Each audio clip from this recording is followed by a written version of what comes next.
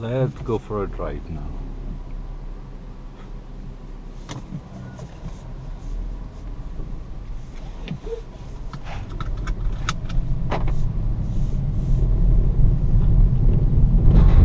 So right now the car is in comfort mode. So all the engine, gearbox and the ugly engine sound is in comfort mode, so you don't get to hear the awful sounds. So yeah, let's see. Yeah, I think the traffic is good. So this is in D normal mode. Let's see how she goes.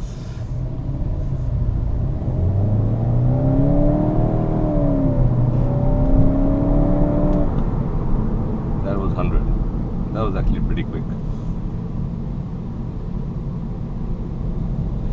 Steering is very stiff compared to the old one. Even in comfort mode, you can feel the weight of the wheel. And of course 2.1 turns lock to lock versus 2.6 on the old car, which also had a variable ratio steering.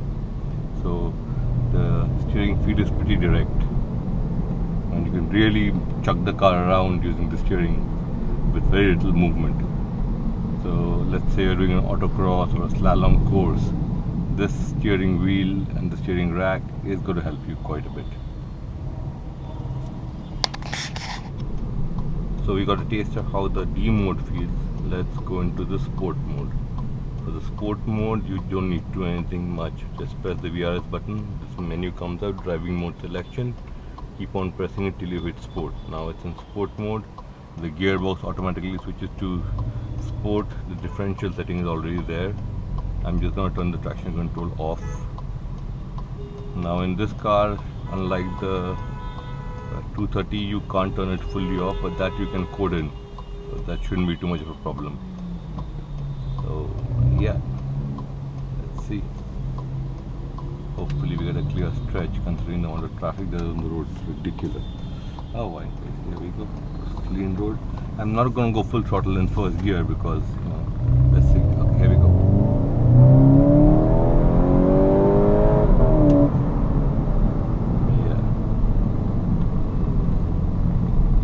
Traffic today, I don't know what's wrong.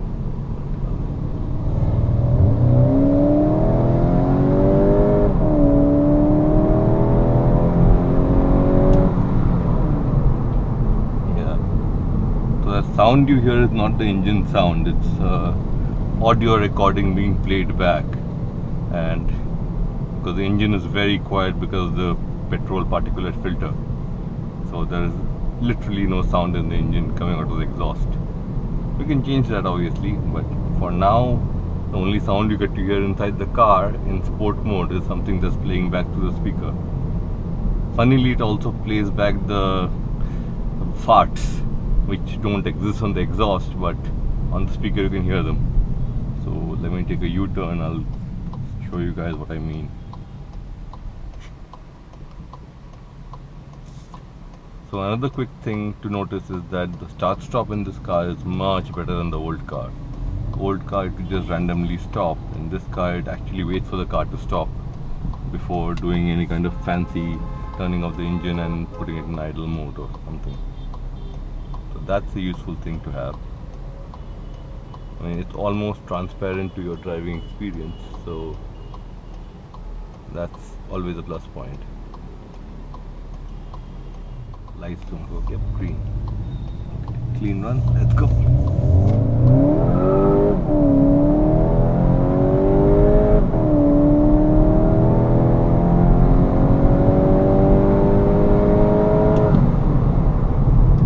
Yeah.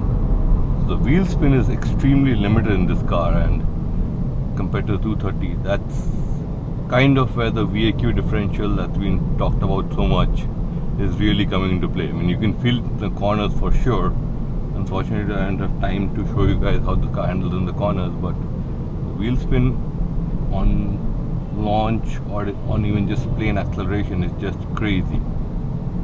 I mean, this is the differential is really working hard to keep the wheel spin in play, and you can really feel it because you heard about maybe 1 second of a squeal, whereas in a 230, even with secure tires, you would not hear less than about 4-5 seconds of squeal before the car hooks up. And this thing, it just squeals, diff gets active, and it hooks up. So let's see if I can do it once more. I know I should be burning out my tires, but let's see. So yeah, let's see, clean road. Okay.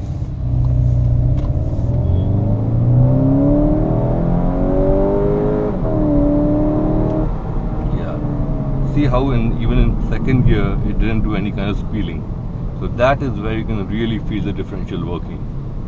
I mean, this car does have better tires, but still the power it generates should have squealed my wheels in second gear itself, but thanks to the diff that doesn't work.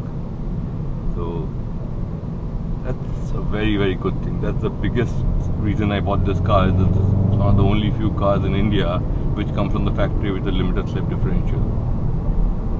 So yeah, so let's see if I can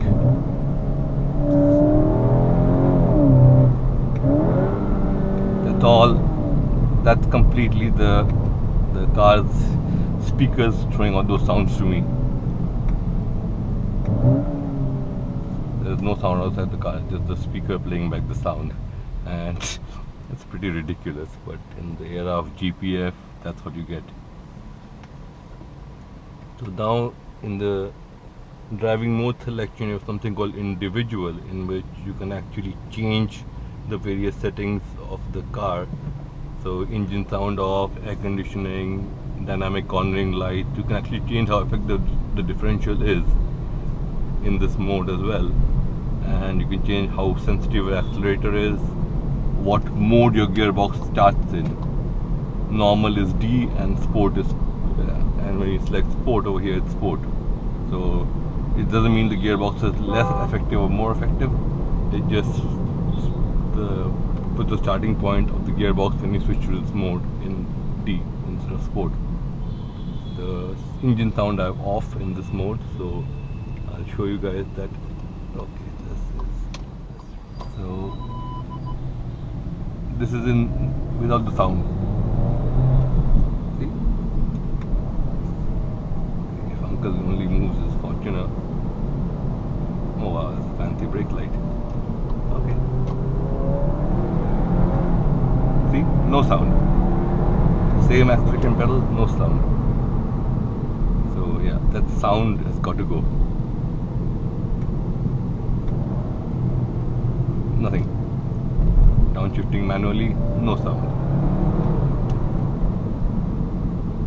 Yeah. Fun little car. Really fun. If you guys want a launch control video, you're gonna have to wait. Right now it has only 281 kilometers, and I don't intend to launch this car before 1,000 kilometers. So even with the drag racing videos that I'm going to put up with my friends VRS230, it's going to be rolling drags, because right now the clutch pack is not bedded in. You can feel it little on the engagement, a little harsh, and once it beds in fully, then only it's a good idea to launch. Otherwise I don't want heat spots on the clutch pack.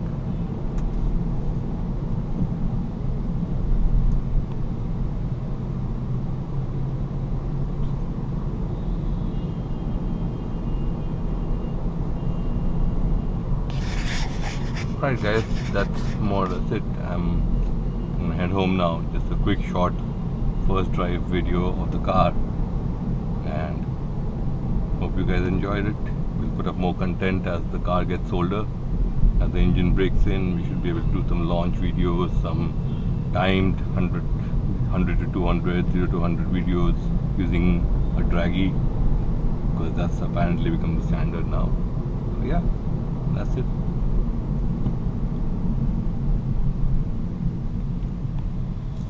One more thing that you have in the digital cluster, I'm sure you guys have seen this in many videos on the cluster, is that it has different view modes. So this is the basic view mode, in which you got two dials and the speedometer, tachometer, and the information system in between.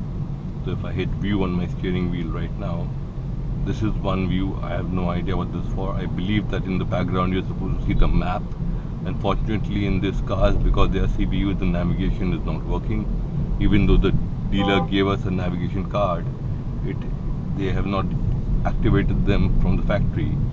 So whenever the activation codes come into my dealer, I have to go and get the navigation activated on this, and the map will show up behind the oil temperature or whatever information you want to put up over here. So yeah, that's one view. Then this is another view. Again, it gives a lot more information, and you can customize what information you see over here in the virtual cockpit settings over here. I'm not going to do it right now because I'm driving. And in this mode also, in the center, you should see the map when we get the navigation activated eventually. And finally, there's the this is another view. Okay, I have no idea what view. I'm assuming that whatever is in the background is black, the map should show up there. So this gives you the range and speed. This is one view. Now obviously in the background you should have the map. And yeah, so that's more of a cleaner view than this. And then you have the VRS view. This is the view in which on the side you can see the kilowatt hour, the kilowatts power your car is generating at the instantaneous power. So let's say right now, okay, come on boy, so 20 kilowatts. Okay, now yeah, so it tells you how much power you're generating. Also gives you the oil temperature and a nice central speedo where you can see the speed, the gear you're in, and the tachometer.